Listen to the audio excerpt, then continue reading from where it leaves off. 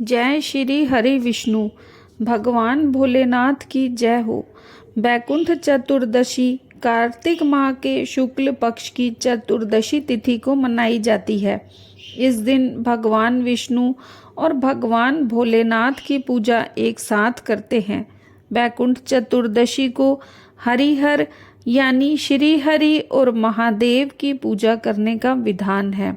जो भी व्यक्ति बैकुंठ चतुर्दशी को भगवान विष्णु की पूजा करता है उसे स्वर्ग की प्राप्ति होती है और जीवन के अंत समय में उसे भगवान विष्णु के धाम वैकुंठ में स्थान मिलता है। अब आप सुनेंगे बैकुंठ चतुर्दशी की कथा। पौराणिक कथा के अनुसार एक बार सृष्टि के पालनहार विष्णु देवादिदेव महादेव का पूजन करने के लिए काशी आए। यहाँ उन्होंने मणिकर्णिका घाट पर स्नान किया और फिर 1000 स्वर्ण कमल के पुष्प भोलेनाथ की उपासना करने का संकल्प लिया। श्री हरि ने काशी में शिवलिंग का अभिषेक किया और विधि विधान से पूजा करने लगे तो शिवजी ने उनकी परीक्षा लेने के लिए एक स्वर्ण पुष्प कम कर दिया। भगवान विष्णु को पुंडरीकाक्ष और कमल नयन भी कहा जाता है। ऐसे में पुष्प की कमी होने पर विष्णु जी ने अपने कमल समान नयन समर्पित करने लगे। श्री नारायण की भक्ति से प्रसन्न होकर विष्णु प्रकट हुए। उस दिन कार्तिक शुक्ल की चतुर्दशी तिथि थी। भगवान भोलेनाथ आज से ये तिथि बैकुंठ चतुर्दशी कहलाएगी। इस दिन जो व्रत पूर्ण कर श्रद्धा के साथ विष्णु जी का पूजन करेगा उसे बैकुंठ में स्थान प्राप्त होगा।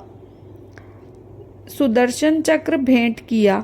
भगवान भोलेनाथ ने इस दिन करोड़ों सूर्य की कांति के समान वाला सुदर्शन चक्र श्री हरि को प्रदान किया। एक और मान्यता के अनुसार श्री हरि ने इस दिन जय विजय को स्वर्ग के द्वार खुले रखने का आदेश दिया था। मान्यता है कि पृथ्वी लोक पर रहने वाले प्राणी को इस दिन व्रत और जगत के पालनहार की पूजा करने से मृत्यु के बाद यमलोक की पीड़ा नहीं सहनी पड़ती, उसे मोक्ष प्राप्त होता है, उसे 14,000 पाप कर्मों से मुक्ति मिलती है। बैकुंठ चतुर्दशी के उपाय। बैकुंठ चतुर्दशी के दिन आप भगवान विष्णु और भगवान शिव दोनों की पूजा करें। साथ ही इस दिन आप भगवान विष्णु को बेलपत्र और भगवान शिव को तुलसी की पत्ती अर्पित करें। सिर्फ ये चीज़ आज ही के दिन अर्पित करने का विधान है। ऐसा करने से आपके जीवन के सारे कष्ट कम हो जाएंगे और आपकी सभी मनोकामनाएं पूर्ण होंगी। मान्यता है कि इस दिन भगवान विष्णु ने शिवजी को प्रसन्न करने के लिए काशी में गंगा घाट के तट पर दीप प्रज्वलित किया था। इस दिन जो भी संध्या काल के समय तीर्थ घाटों पर पवित्र नदी के समीप दीपदान करता है उस पर महादेव सहित भगवान विष्णु की अपार कृपा बरसती है और उसका जीवन दीप की तरह प्रकाशित होता है।